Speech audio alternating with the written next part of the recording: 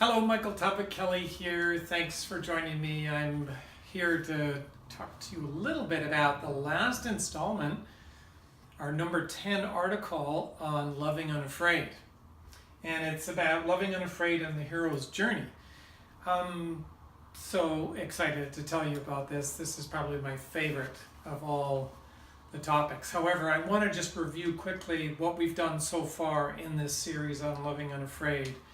We started off with Valentine's talking about on the left hugs, hugging people on the left-hand side so our hearts are more aligned. The world is suffering from a disconnect.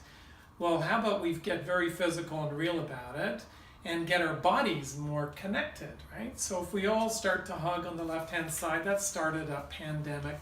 If you haven't joined the pandemic, jump in there now and start hugging people on the left. It's a little awkward at the beginning, but we got to turn things around. We got to change the world. The second thing then we talked about, when you do go in for the hug on the left, that you just hold that person for a while and wait for the clunk. The clunk allows you to move out of the old brain and into the prefrontal cortex, which is where all the peace, love, and wheat germ is, which is where Loving Unafraid hangs out. Otherwise, we're in the old brain of fight, flight, freeze, fake, fine, no, everything's good.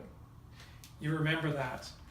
The third article and video we did was on the second marriage, 1 + 1 = 3, as opposed to the first marriage, which is half plus half equals 1. If you haven't seen these, you've got to go back.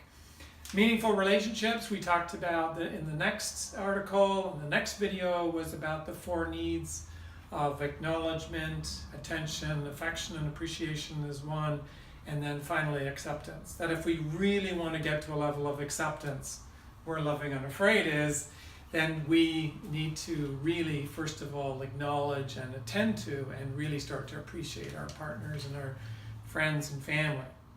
The fifth article was on intimacy, context, tone, and vulnerability. Just some key things in there about how it is to really bring yourself to the table of Loving Unafraid. The sixth one was more, 6, 7, and 8 were on 1 + 1 = 3, again, just different versions of that same topic, the second marriage.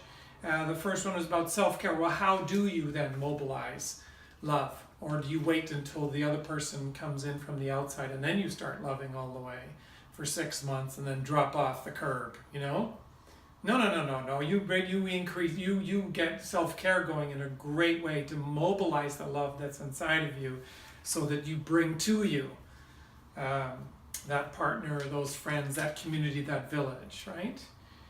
6, 7 was same thing, 1 + 1 = 3, more on the same theme, but talking about shadow. How do you deal with, if you don't deal with your stuff in the basement, it ends up all over the face and the body of your partner. And if your partner doesn't deal with their stuff, that it'll end up all over you, and you'll wonder why you're feeling like you're going crazy.